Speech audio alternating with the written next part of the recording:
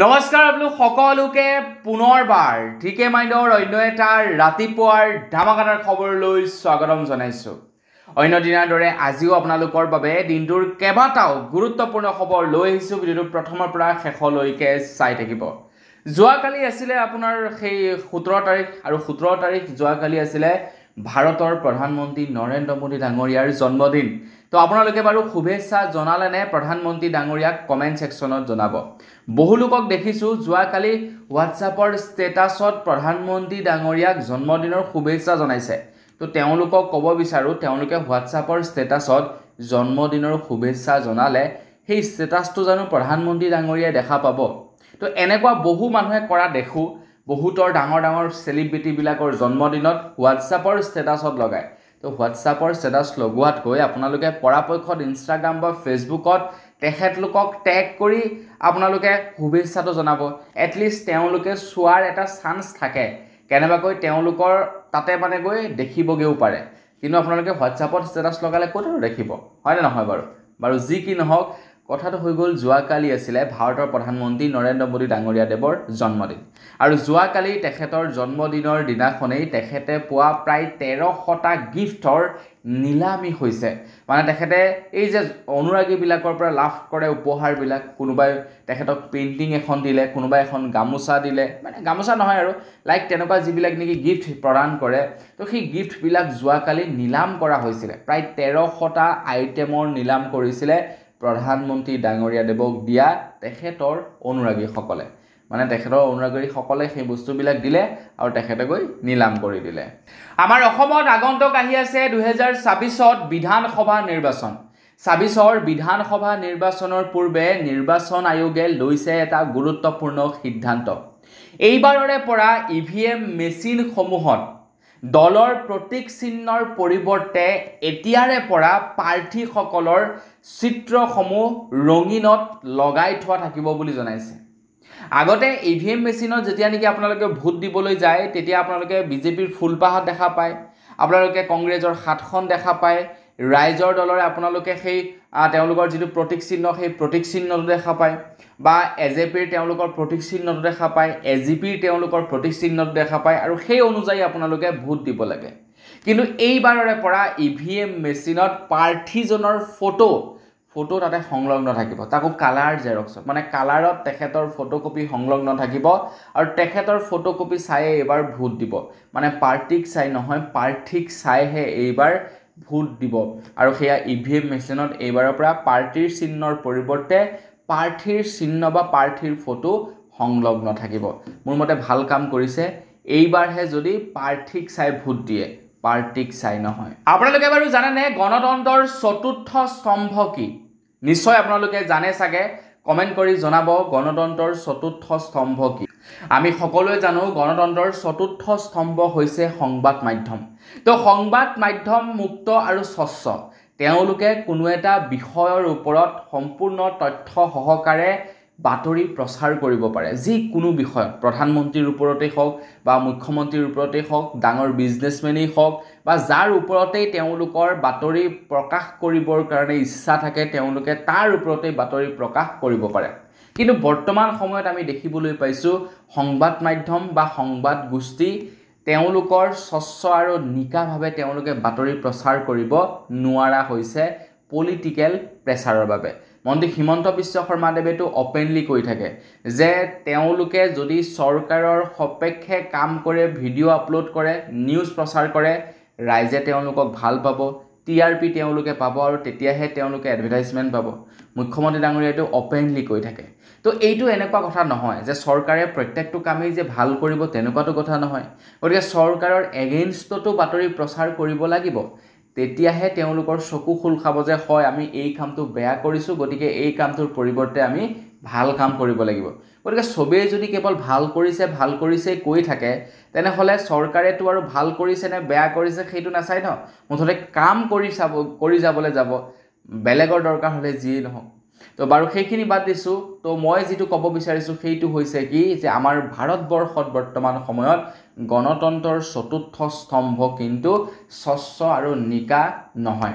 মই এই কথা কিয় কৈছোঁ আপোনালোকে জানেনে? কাৰণ আদানীৰ বিপক্ষে আমাৰ ভাৰতবৰ্ষৰ কেইটামান সংবাদ গোষ্ঠীয়ে বাতৰি প্ৰচাৰ কৰিছিলে আৰু তেওঁলোকলৈ এতিয়া প্ৰেছাৰ আহিছে যে তেওঁলোকে সেই বাতৰি ডিলিট কৰিব লাগিব, তেওঁলোকে সেই বাতৰিসমূহ বা সেই ইনষ্টাগ্ৰাম ৰিলছসমূহ তেওঁলোকে ডিলিট কৰিব লাগিব বুলি তেওঁলোকলৈ চৰকাৰৰ ফালৰ পৰা প্ৰেছাৰ আহিছে। আদানীৰ বিৰুদ্ধে যিসকলে ভিডিঅ' প্ৰস্তুত কৰিছিলে তেওঁলোকে ভিডিঅ'সমূহ ডিলিট কৰিব লাগিব, নহ'লে তেওঁলোকৰ ওপৰত আইনী ব্যৱস্থা লোৱা হ'ব। আৰু এই প্ৰেছাৰ কিন্তু আদানীৰ তৰফৰ পৰা অহা নাই, এই প্ৰেছাৰ আহিছে চৰকাৰৰ ফালৰ পৰা। যেনে ধ্ৰুৱ ৰাঠি হৈ গ'ল, এনেকৈ মানে ভাৰতৰ যিবিলাক নেকি ধৰি লওক আপোনাৰ চৰকাৰৰ বিৰুদ্ধে গৈ মাত মাতেকে বা যিবিলাক নেকি স্বতন্ত্ৰ আৰু স্বচ্ছভাৱে কাম কৰি আছে, যিবিলাকে নিকাকৈ কাম কৰি আছে সংবাদ গোষ্ঠী, সেই সংবাদ গোষ্ঠীবিলাকৰ ওপৰলৈ এতিয়া চৰকাৰৰ প্ৰেছাৰ আহিছে যে বাতৰি ডিলিট কৰ, নহ'লে দিগদাৰ আছে। আগবাইছোঁ ইয়াৰ পাছৰটো খবৰ ফালে। যোৱাকালি প্ৰধানমন্ত্ৰী নৰেন্দ্ৰ মোদী ডাঙৰীয়াদেৱৰ জন্মদিন আছিলে, কৈছোঁৱে আপোনালোকক। তেখেতৰ জন্মদিনৰ দিনাখনেই তেখেতে পাকিস্তানক ভয় ভাবুকি খুৱাইছে, পাকিস্তানক দম দিছে। তেখেতে কৈছে যে পাকিস্তান, তহঁতে আমাক ভয় খুৱাই লাভ নাই, তহঁতে আমাক পাৰমাণৱিক বোমৰ ভয় খুৱাই লাভ নাই, আমাৰ ওচৰতো আছে পাৰমাণৱিক বোম। আমি যিকেইটা বোম ৰাখি থৈছোঁ সেইকেইটা আমি দেৱালীত বা ফুটাবৰ কাৰণে আনি থোৱা নাই, বা দেৱালীত আমি এনজয় কৰিবৰ কাৰণে আনি থোৱা নাই, সেইকেইটা উপযুক্ত সময়ত উপযুক্ত দেশক প্ৰত্যুত্তৰ দিবৰ কাৰণে থৈছোঁ, গতিকে আমাক পাৰমাণৱিক বোমৰ ভয় খুৱাই লাভ নাই। মানে পাকিস্তানে আমাৰ ভাৰতৰ ওপৰত প্ৰেছাৰাইজ কৰি আছে বা আমাৰ পাকিস্তানক ভয় খুৱাব বিচাৰিছে যে অনাগত সময়ত যদি ভাৰতে পাকিস্তানৰ ওপৰত মানে উল্টা পুল্টা একশ্যন লয়, তেনেহ'লে তেওঁলোকে পাৰমাণৱিক বোম ভাৰতৰ ওপৰত এৰি দিব। মানে এটা ভয় খুৱাইছে যাতে পাকিস্তানৰ ওপৰত আমি ভয় খাই থাকোঁ। কিন্তু নৰেন্দ্ৰ মোদী ডাঙৰীয়াই কৈছে যে আমাক ভয় খুৱাই লাভ নাই, আমিও আনি থৈছোঁ, গতিকে সেইকেইটা আমি দেৱালীত খেলিবৰ বাবে নহয়, তহঁতৰ নিচিনা দেশত এৰিবৰ বাবে, যেতিয়া তহঁতে উল্টা পুল্টা কৰিবি। আগবাইছোঁ ইয়াৰ পাছৰটো খবৰ ফালে। যোৱাকালি অসমৰ মুখ্যমন্ত্ৰী ডক্টৰ হিমন্ত বিশ্ব শৰ্মাদেৱে 6 জনগোষ্ঠীৰ জনজাতিকৰণৰ ওপৰত তেখেতে মন্তব্য কৰে আৰু তেখেতে 6 জনগোষ্ঠীৰ জনজাতিকৰণ কেতিয়ালৈকে হ'ব সেই সম্পৰ্কেও জনায়। তেখেতে কয় যে 6 জনগোষ্ঠীৰ জনজাতিকৰণ কৰোঁ বুলি ক'লে কৰিব পৰা এটা প্ৰক্ৰিয়া নহয়, এটা দীঘলীয়া প্ৰচেছ আছে আৰু সেই প্ৰচেছ অনুসৰি গ'লেহে 6 জনগোষ্ঠীৰ জনজাতিকৰণ হ'ব বুলি তেখেতে উল্লেখ কৰিছে। তেখেতে কৈছে যে নৱেম্বৰ মাহত কেবিনেটৰ সন্মুখত এই 6 জনগোষ্ঠীৰ জনজাতিকৰণৰ যি নেকি মানে 6 জনগোষ্ঠীয়ে দাবী উত্থাপন কৰিছে, সেই দাবী কেবিনেটৰ সন্মুখত ৰাখিব। কেবিনেটে এই সম্পৰ্কে বিচাৰ কৰিব, তাৰ পাছতহে ইয়াৰ ওপৰত কিবা এটা সিদ্ধান্ত লোৱা হ'ব বুলি জনাইছে। তাৰ বিপৰীতে যদি আমি অন্য কিবা একশ্যনবিলাকৰ কথা চাবলৈ যাওঁ, একদম কুইকলি লৈ লয়। কিন্তু 6 জনগোষ্ঠীৰ জনজাতিকৰণটো এতিয়াৰ কথা নহয়, এতিয়াৰ সমস্যা নহয়, এতিয়াৰ প্ৰতিবাদ নহয়, তাহানি দিনৰ পৰা চলি আহিছে। তাহানি দিনৰ পৰা আলোচনা কৰিয়ে আছে। কিন্তু তাৰ বিপৰীতে যদি আমি বেলেগ কিবা এটা চাবলৈ যাওঁ, চাওক আপোনালোকে কুইকলি একশ্যন লৈ ল'লে, এই বোলে আমুকত চলাব লাগে উচ্ছেদ অভিযান, যিমান আপোনাৰ ধৰি লওক মানে দাবী উত্থাপন কৰিলেও নহ'ব যে কেইদিনমান আমাক সময় দিয়ক, লগ উচ্ছেদ কৰে। কিন্তু 6 জনগোষ্ঠীৰ জনজাতিকৰণৰ বাবে ইমান দিনৰ পৰা দাবী উত্থাপন কৰি আহিছে, কিন্তু চৰকাৰৰ একো কাণ সাৰ নাই।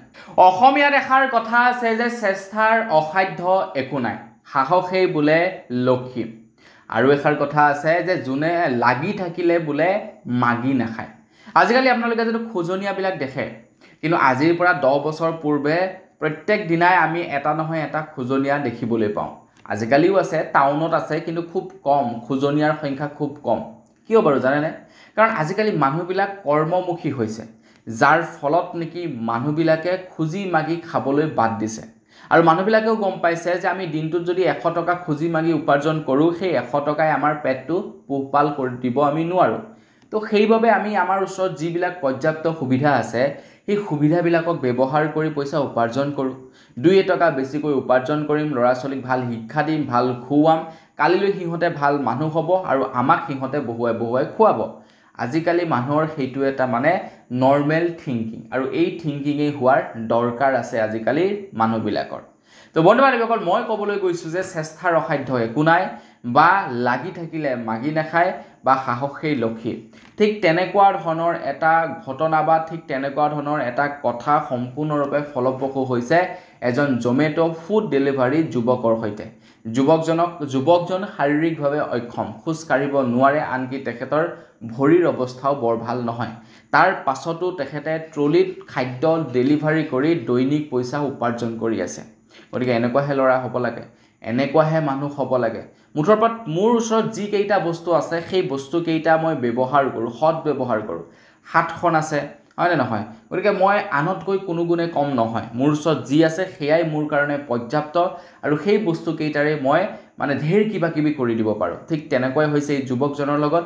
যুৱকজনে ফুড ডেলিভাৰী কৰি, বেলেগৰ নিচিনাকৈ বহি নাথাকি ফুড ডেলিভাৰী কৰি পইচা উপাৰ্জন কৰি ঘৰখন চলাইছে আৰু নিজেও চলিছে। তো ইমান এটা সুন্দৰ পদক্ষেপ যুৱকজনৰ, ইমান এটা সাহসিকতাৰ বাবে মোৰ মতে লাইক এটা হ'বই লাগে। সামাজিক মাধ্যমত এয়াৰ ইণ্ডিয়াক একাংশ লোকে এতিয়া ট্ৰল কৰিছে, কাৰণ এয়াৰ ইণ্ডিয়াৰ বিমান যেতিয়াই নেকি দুৰ্ঘটনা হ'ল, দুৰ্ঘটনা হোৱাৰ পাছত এয়াৰ ইণ্ডিয়াৰ ষ্টাফসকলৰ ড্ৰেছ পোছাক সলনি কৰি দিলে এয়াৰ ইণ্ডিয়াই। তাৰ পাছত এতিয়া একাংশ লোকে সামাজিক মাধ্যমক ট্ৰল কৰিছে এয়াৰ ইণ্ডিয়াক, যে এয়াৰ ইণ্ডিয়াই প্লেন ক্ৰেছ হোৱাৰ পাছত যথেষ্ট চেঞ্জেছ কৰিলে। তো তেওঁলোকৰ যিবিলাক নেকি আপোনাৰ প্লেনৰ ভিতৰত থকা ক্ৰু মেম্বাৰ থাকে, ক্ৰু মেম্বাৰবিলাকৰ কাপোৰ সলনি কৰি দিলে। তো একাংশ লোকে কৈছে যে প্লেন ক্ৰেছ হোৱাৰ পাছত এয়াৰ ইণ্ডিয়াই বহু পৰিমাণে সলনি কৰি দিছে, যেনে চেঞ্জ কৰিছে তেওঁলোকৰ ইউনিফৰ্ম। না তেওঁলোকৰ ইউনিফৰ্মবিলাক চাৰি হয়, না সেই ইউনিফৰ্মবিলাক পেণ্ট হয়, না ধুতি হয়। মানে হাফ চাৰি, হাফ পেণ্ট, হাফ ধুতি। তো এনেকুৱা ধৰণৰ তেওঁলোকৰ এতিয়া ড্ৰেছ পোছাক কৰি দিছে এয়াৰ ইণ্ডিয়াই। তো একাংশ লোকে ট্ৰল কৰিছে এয়াৰ ইণ্ডিয়াৰ এনে কৰ্মকাণ্ডক। চেঞ্জ কৰিব লাগিছিলে বেলেগ বস্তু, চেঞ্জ কৰিছে ড্ৰেছ পোছাক। আগবাইছোঁ ইয়াৰ পাছৰটো খবৰ ফালে। মই আপোনালোকক কৈছিলোঁ নহয়, আজিকালি আমাৰ অসমত ভিক্ষাৰী নাইকিয়া হৈছে। তো আমাৰ অসমত ভিক্ষাৰী এতিয়া আৰু নাইকিয়া হ'ব। যি দুই এজন ভিক্ষাৰী আছে, সেই ভিক্ষাৰীও এতিয়া আমাৰ অসমত নাইকিয়া হ'ব। কিয়নো ভাৰত চৰকাৰৰ ফালৰ পৰা এটা নতুনকৈ পদক্ষেপ লৈছে যে পদপথত যদি ভিক্ষাৰী দেখে, সেই ভিক্ষাৰীসকলক উঠাই নিব লাগিব, মানে ৰেস্কিউ কৰিব লাগিব তেওঁলোকক। ৰেস্কিউ কৰি তেওঁলোকক এটা ভাল জীৱন দিব এতিয়া ভাৰত চৰকাৰে। তেওঁলোকৰ কাৰণে এক্সট্ৰা বাসগৃহ থাকিব, সেই বাসগৃহত খোৱা মেলা সকলোবিলাক ফেচিলিটি থাকিব ভিক্ষাৰীসকলৰ কাৰণে, আৰু তেওঁলোকে আৰামছে সেই ঘৰবিলাকত বহি খাই থাকক। মুঠৰ ওপৰত এতিয়া আমাৰ ভাৰতবৰ্ষত ভিক্ষাৰী থাকিব নোৱাৰিব। ভিক্ষাৰীৰ কাৰণে এতিয়া এক বিশেষ পদক্ষেপ হাতত লৈছে ভাৰত চৰকাৰৰ ফালৰ পৰা। তো যোৱাকালি আমাৰ অসমৰ কেইবাটাও স্থানত তেনেকুৱা ৰেস্কিউ টিমে ৰেস্কিউ চলোৱা দেখা পোৱা গৈছে। পদপথৰ কাষত যিসকল ভিক্ষাৰী বহি আছে তেওঁলোকক উঠাই লৈ গৈছে, উঠাই তেওঁলোকক ৰেস্কিউ কৰি তেওঁলোকক খুব সুন্দৰকৈ খোৱা মেলা সকলোবিলাক ফেচিলিটি আগবঢ়াইছে চৰকাৰৰ ফালৰ পৰা। দেখা পাইছে, মানে ভিক্ষাৰী এতিয়া আমাৰ ভাৰতবৰ্ষত থাকিব নোৱাৰিব। আগবাইছোঁ ইয়াৰ পাছৰটো খবৰ ফালে। নুপুৰ বৰাৰ বাতৰিয়ে গোটেই অসম বিয়পি আছে। অসমত হুলস্থুল লাগি আছে নুপুৰ বৰাৰ বাতৰি, মানে SCS বিষয়া নুপুৰ বৰাৰ কথা কৈছোঁ। তো নুপুৰ বৰাৰ সম্পত্তিৰ যেতিয়া যে যি নেকি তালিকা ওলাবলৈ লৈছে, তালিকা দেখি মানুহ আচৰিত হৈ গৈছে। এগৰাকী মহিলায়ো ইমান দুৰ্নীতি কৰিব পাৰে বুলি মানুহে ভাবিবই পৰা নাছিলে। এতিয়া নুপুৰ বৰাৰ পাছতেই আৰু এজন SCS বিষয়াৰ খবৰ ওলাই পৰিছে, যিজন SCS বিষয়াই নেকি ছোৱালীক বিয়া পতাৰ প্ৰলোভন দি তেখেতৰ সৈতে মানে শাৰীৰিক সম্পৰ্ক ৰাখিছিলে, বা এতিয়া তেখেতক প্ৰতাৰণা কৰাৰ অভিযোগ উত্থাপিত হৈছে সেইজন SCS বিষয়াৰ বিৰুদ্ধে। খবৰ লোৱা অনুসৰি নুপুৰ বৰাৰ বাতৰি প্ৰচাৰ হৈ থকাৰ সময়তে এতিয়া মানকাছৰৰ ৰাজচক্ৰ বিষয়া পাৰ্থপ্ৰতিম বৰ্মনৰ বিৰুদ্ধে বিবাহৰ প্ৰলোভনেৰে যৌন শোষণৰ অভিযোগ উত্থাপিত হৈছে। মন্ত্ৰী কেশৱ মহন্তক লিখিত অভিযোগ জনাইছে ভুক্তভোগীয়ে। মানে এই যিজন নেকি বিষয়া আছিলে SCS বিষয়া, তেখেতে বিয়া পতাৰ অভিযোগেৰে ছোৱালী এগৰাকীৰ সৈতে মানে আপোনাৰ সেই আৰু শাৰীৰিক সম্পৰ্ক বজাইছিলে। তো তাৰ এতিয়া অভিযোগ উত্থাপিত হৈছে সেই SCS বিষয়াজনৰ ওপৰত। তো মোৰ মতে এইটো এটা বৰ বিশেষ ডাঙৰ মানে ইস্যু নহয়। আজিকালি ইয়াৰ কাৰণে মানে বেলেগকৈ আপোনাৰ সেই আইন আছে, নিয়ম আছে, কানুন আছে। তো দোষী সাব্যস্ত হ'লে জেলত যাব লাগিব আৰু SCS বিষয়া। আগবাইছোঁ ইয়াৰ পাছৰটো খবৰ ফালে। বিখ্যাত সংগীত শিল্পী পোষ্ট মেলনক আপোনালোকে বাৰু চিনি পায় নে নাপায় কমেণ্ট ছেকশ্যনত জনাব। মই একদম ভগৱান সত্য কৈছোঁ, তেখেতৰ নামটো প্ৰথমবাৰৰ বাবে শুনিছোঁ, কাৰণ মই বৰ বিশেষকৈ ইংলিছ গানবিলাক নুশুনো। হিন্দী, বাংলা আৰু অসমীয়া এই তিনিটা ভাষাৰে গান শুনো, তাৰ বাহিৰে মই বেলেগ গান নুশুনো। তো যাৰ কাৰণে নেকি পোষ্ট মেলনক চিনি নাপাওঁ। আপোনালোকে চিনি পায় নে নাপায় কমেণ্ট এটা কৰি জনাব কিন্তু তেখেত বিশ্ববিখ্যাত এজন ছিংগাৰ হয় এটা খবৰ ওলাই পৰিছে পোষ্ট মেলন আমাৰ অসমলৈ আহিব 8 ডিচেম্বৰ তাৰিখে 8 ডিচেম্বৰত গুৱাহাটীত আহিব আৰু তেখেতে মানে সংগীত পৰিবেশন কৰিবৰ কাৰণে আহিব তেখেতৰ কনচাৰ্টত আপোনালোকেও ভাগ ল'ব পাৰে 22 ছেপ্টেম্বৰৰ পৰা টিকট বুকিং হ'ব বুলি জনাইছে বুক মাই শ্ব'ৰ জৰিয়তে আপোনালোকে টিকট বুক কৰিব পাৰিব আপোনালোকে বাৰু চাবলৈ যাব নে নাযাব কমেণ্ট ছেকশ্যনত জনাব আগবাইছে ইয়াৰ পাছৰটো খবৰ ফালে ইয়াৰ পাছৰ খবৰটো ওলাইছে ৰিলায়েন্স ইণ্ডাষ্ট্ৰীৰ মুকেশ আম্বানীৰ ওপৰত তো মুকেশ আম্বানীয়ে নিউয়ৰ্কত ক্ৰয় কৰিলে এটা বিল্ডিং 150 কোটি টকাত 150 কোটি টকাত নিউয়ৰ্কত মুকেশ আম্বানীয়ে এটা বিল্ডিং ক্ৰয় কৰিছে চাওকচোন যিসকলে জিঅ' সিম কাৰ্ড ব্যৱহাৰ কৰে সিহঁতে ভঙা ঘৰৰ তলত সোমাই আছে আৰু জিঅ'ৰ মালিকজন নিউয়ৰ্কত বাপেকে ঘৰ লৈছে 150 কোটি টকা খৰচা কৰি এয়া হৈছে বিজনেছমেনৰ লাইফষ্টাইল তো তেওঁলোকে মানে কি হয় বিজনেছমেনবিলাকে বাহিৰত ঘৰ এইকাৰণে লৈ থাকে ভৱিষ্যতলৈ যদি কিবা মানে খেলি মেলি হয় তেওঁলোকৰ কোম্পানীসমূহত তেওঁলোক যদি বেংক্ৰাপ্ট হৈ যায় মানে পলাই পতন দিব দেশৰ পৰা তেওঁলোকে তো তাৰ কাৰণে মানে বিজনেছমেনবিলাকে চাগে বাহিৰত ঘৰ লৈ থাকে যেনেকৈ আপোনালোকৰ আগৰ নীৰৱ মোদী হৈ গ'ল বিজয় মাল্লিয়া হৈ গ'ল এনেকৈ কেইবাজনো পলাই গৈছে ন তো তেওঁলোকৰ মানে মেইন কথা আছিলে মটিভ আছিলে সেইটোৱে আৰু ইয়াতে ঘোটালা কৰি বাপেকে পলাই দিলে বিদেশলৈ আগবাইছে ইয়াৰ পাছৰটো খবৰ ফালে ইয়াৰ পাছৰ খবৰটো ওলাইছে এছিএছ বিষয়া নুপুৰ বৰাৰ ওপৰত তো নুপুৰ বৰাৰ সম্পত্তিৰ তালিকা দীঘল হৈ গৈ আছে তো কিমান পাইছে কিন্তু নুপুৰ বৰাৰ সম্পত্তিৰ তালিকা খবৰ লোৱা অনুসৰি হীৰাৰ আঙঠি আছে বোলে 15টা হীৰাৰ নেকলেছ আছে 2ডাল হীৰাৰ ব্ৰেচলেট ওলাইছে 3ডাল সোণৰ চেইন উদ্ধাৰ হৈছে 14ডাল বাপৰে বাপ তাৰপিছত লগতে বাসগৃহৰ পৰা ওলাইছে প্ৰায় 92,50,400 টকা নগদ ধন তাৰ লগতে বৰপেটাৰ ভাড়াঘৰৰ পৰা ওলাইছে প্ৰায় নগদ ধন 10 লাখ টকা আই ৰাম ইমানখিনি টকা কম টকা মাৰিলে মানুহৰ পৰা চাওকচোন আপোনালোকে এগৰাকী এছিএছ বিষয়াই কিমান টকা মাৰি দিছে হা তো অসমৰ মুখ্যমন্ত্ৰী ডক্টৰ হিমন্ত বিশ্ব শৰ্মাদেৱে কয় দুৰ্নীতি নহয় ক'ত দুৰ্নীতি নহয় এয়া দুৰ্নীতি চলি আছে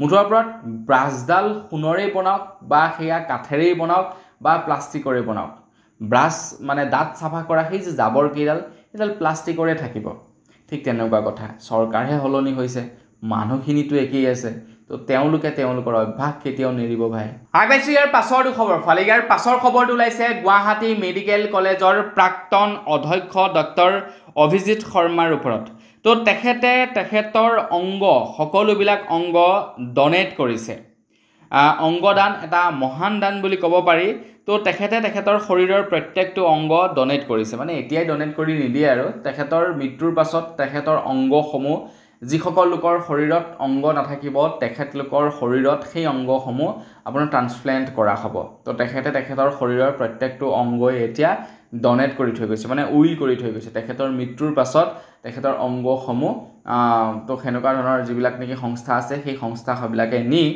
যিবিলাকৰ দেহত সেই অংগবিলাক নাথাকিব সেই অংগসমূহ ট্ৰান্সপ্লেণ্ট কৰোৱাই দিব আগবাইছে ইয়াৰ পাছৰটো খবৰ ফালে যোৱাকালি ভাৰতৰ প্ৰধানমন্ত্ৰী নৰেন্দ্ৰ মোদী ডাঙৰীয়া দেৱৰ জন্মদিন আছিলে কৈছোৱে আপোনালোকক তো প্ৰধানমন্ত্ৰী ডাঙৰীয়া দেৱৰ জন্মদিন উপলক্ষে যোৱাকালি অসম চৰকাৰে প্ৰায় 14,690টা স্বাস্থ্য শিবিৰ আয়োজন কৰিছিলে বিশেষকৈ মহিলাসকলৰ বাবে 14,690টা স্বাস্থ্য শিবিৰৰ আয়োজন কৰিছিলে তো আপোনালোকে বাৰু গৈছিলে নে সেই স্বাস্থ্য শিবিৰত কমেণ্ট ছেকশ্যনত জনাবলৈ নাপাহৰিব আৰু এতিয়ালৈকে যদি প্ৰধানমন্ত্ৰী ডাঙৰীয়া দেৱক বাৰ্থডে উইচ কৰা নাই কমেণ্ট ছেকশ্যনত জনাই দিব হোৱাটছআপৰ ষ্টেটাছ লগোৱা আৰু মোৰ কমেণ্টত তেখেতৰ বাৰ্থডেৰ মানে শুভেচ্ছা জনোৱা একেই কথা আগবাইছে ইয়াৰ পাছৰটো খবৰ ফালে ইয়াৰ পাছৰ খবৰটো ওলাইছে ভাৰতৰ প্ৰধানমন্ত্ৰী নৰেন্দ্ৰ মোদী ডাঙৰীয়াৰ ওপৰতে খবৰ ওলাইছে ভাৰতৰ প্ৰধানমন্ত্ৰী নৰেন্দ্ৰ মোদী ডাঙৰীয়া দেৱৰ জীৱন কাহিনীৰ ওপৰত এতিয়া এখন বায়োপিক ছবি নিৰ্মাণ কৰা হ'ব বুলি খবৰ ওলাই পৰিছে খবৰ লোৱা অনুসৰি ৭৫ সংখ্যক জন্মদিনত আনুষ্ঠানিক ঘোষণা কৰিছে নিৰ্মাণ হ'ব নৰেন্দ্ৰ মোদীৰ বায়োপিক তো তেখেতৰ বায়োপিকত মা বন্দে বুলি নামেৰে নামাকৰণ কৰিব বুলি জনাইছে তো তেখেতৰ ৰাজনীতি কেৰিয়াৰ আৰু লগতে তেখেতৰ মাকৰ সৈতে থকা সম্পৰ্কৰ বিষয়ে এই ছবিখনত দেখুওৱা হ'ব বুলি খবৰ ওলাই পৰিছে খুব সোনকালে আমি তেখেতৰ বায়োপিকখন চাবলৈ পাম আগবাইছে ইয়াৰ পাছৰটো খবৰ ফালে গৌৰৱ গগৈয়ে অসমৰ মুখ্যমন্ত্ৰী ডক্টৰ হিমন্ত বিশ্ব শৰ্মাদেৱক মামা শুকুনিৰ সৈতে তুলনা কৰিছে গৌৰৱ গগৈয়ে হিমন্ত বিশ্ব শৰ্মাদেৱক গৌৰৱ গগৈ ডাঙৰীয়াই কৈছে যে মহাভাৰতত যিদৰে এজন শুকুনি মামা আছিল ঠিক তেনেদৰে বৰ্তমান অসমতো এজন অন্য মামা আছে। তথাকথিত মামি টেক্স লোৱাৰ পৰা ৰাজনৈতিক ষড়যন্ত্ৰত ব্যস্ত থাকি ভাল পোৱা মামাজনে জনসাধাৰণৰ কল্যাণ পিঠি দি কেৱল মাথো কিছু নিৰ্বাচিত লোকৰ হিতৰ বাবেহে কাম কৰি আছে। কিন্তু অসমবাসীয়ে সকলো দেখিয়ে আৰু বুজিয়ে উঠিছে যে জোৰ কৰি নানান বোজা তেওঁলোকৰ ওপৰত জাপি দিয়া হৈছে। মোৰ মতে অসমৰ মানুহে ইমান সোনকালে বুজি নাপায় আৰু অকণমান সময় লাগিব, তাৰ পাছতহে বুজিব। এতিয়া মন্ত্ৰী হিমন্ত বিশ্ব শৰ্মাদেৱক গৌৰৱ গগৈয়ে শুকুনিৰ লগত তুলনা কৰি দিলে। দেখা যাওক মন্ত্ৰী হিমন্ত বিশ্ব শৰ্মাদেৱৰ ফালৰ পৰা কেনে প্ৰতিক্ৰিয়া আহে। আগবাইছোঁ ইয়াৰ পাছৰটো খবৰ ফালে। ইয়াৰ পাছৰ খবৰটো ওলাইছে সুদূৰ দিল্লীৰ পৰা। তো দিল্লীৰ বায়ু প্ৰদূষণক লৈ এতিয়া আমাৰ উচ্চতম ন্যায়ালয়ে চিন্তিত হৈ পৰিছে। উচ্চতম ন্যায়ালয়ে চিন্তিত হৈ গৈছে যে দিল্লীত যিদৰে নেকি বায়ু প্ৰদূষণ বাঢ়িছে, তো এনেকৈ থাকিলে অনাগত 10 বছৰৰ পাছত কি হ'ব দিল্লীৰ অৱস্থা। উচ্চতম ন্যায়ালয়ে কৈছে দিল্লী NCR বায়ু প্ৰদূষণক লৈ কঠোৰ উচ্চতম ন্যায়ালয়, বায়ু প্ৰদূষণ কৰাসকলক জেললৈ পঠোৱা হ'ব বুলি জনাইছে। গতিকে দিল্লীত এতিয়া বায়ু প্ৰদূষণ কৰাটো সম্পূৰ্ণৰূপে মানা আছে। দিল্লীত বায়ু প্ৰদূষণ এতিয়া কৰিব নোৱাৰিব। আগবাইছোঁ ইয়াৰ পাছৰটো খবৰ ফালে। ভাৰতৰ প্ৰধানমন্ত্ৰী নৰেন্দ্ৰ মোদী ডাঙৰীয়াৰ সৈতে যোৱাকালি এটা ভিডিঅ' প্ৰচাৰ কৰিছিলে কংগ্ৰেছে, যিটো ভিডিঅ'ত তেখেতৰ মাকৰ সৈতে আৰ্টিফিচিয়েল ইণ্টেলিজেন্স অৰ্থাৎ AI ব্যৱহাৰ কৰি এটা ভিডিঅ' প্ৰস্তুত কৰিছিলে কংগ্ৰেছ পাৰ্টীয়ে। এতিয়া সেই ভিডিঅ'টো ডিলিট কৰিবৰ কাৰণে নিৰ্দেশনা আহিছে। প্ৰত্যেকটো ছ'চিয়েল মিডিয়া প্লেটফৰ্মৰ পৰা কংগ্ৰেছে সেই ভিডিঅ'টো ডিলিট কৰিব লাগিব। মানে প্ৰধানমন্ত্ৰী কা পাৱাৰ হে না, তো পাৱাৰ কে আগে সব কুছ ঝুকতা হে। তো এতিয়া ডিলিট কৰিব লাগিব কংগ্ৰেছ পাৰ্টীয়ে প্ৰধানমন্ত্ৰী ডাঙৰীয়াৰ সেই ভিডিঅ' ক্লিপ। আগবাইছোঁ একেবাৰে শেষৰটো খবৰ ফালে। একেবাৰে শেষৰ খবৰটো ওলাইছে SCS বিষয়া নুপুৰ বৰাৰ ওপৰতেই। খবৰ ওলাই পৰিছে যে নুপুৰ বৰাই হেনো বোলে বেংকৰ লকাৰত 23 লাখ টকা জমা কৰি থৈছিলে। বেংকৰ লকাৰত অৱশ্যে টকা জমা কৰিব নোৱাৰে, সোণ ৰূপ অলংকাৰ কাগজ পাতি এইবিলাকহে জমা কৰিব পাৰে। কিন্তু SCS বিষয়া নুপুৰ বৰাই বেংকৰ লকাৰত 23 লাখ টকা জমাও কৰি থৈছিলে। এইটো এটা আইনগতভাৱে দণ্ডনীয় অপৰাধ। তো বেংকৰ লকাৰত টকা জমা থ'ব নোৱাৰে, কিন্তু তেখেতে জমা থৈছিলে। বাপৰে কি হ'ব এতিয়া নুপুৰ বৰাই, চাওকচোন বাৰু। যি কি নহওক আজিৰ ভিডিঅ'ত জনাবলৈ খবৰ ইমানকেইটাই আছিলে। খবৰকেইটা জানি কেনে পালে কমেণ্ট ছেকশ্যনত জনাব। যদি ভাল লাগিলে লাইক এটা কৰিব, চেনেল যদি ছাবস্ক্ৰাইব কৰা নাই ছাবস্ক্ৰাইবটো কৰি ল'ব। পুনৰ এটা লগ পোৱাৰ পিছলৈ বিদায় মাগিছোঁ। ধন্যবাদ। জয় অসম।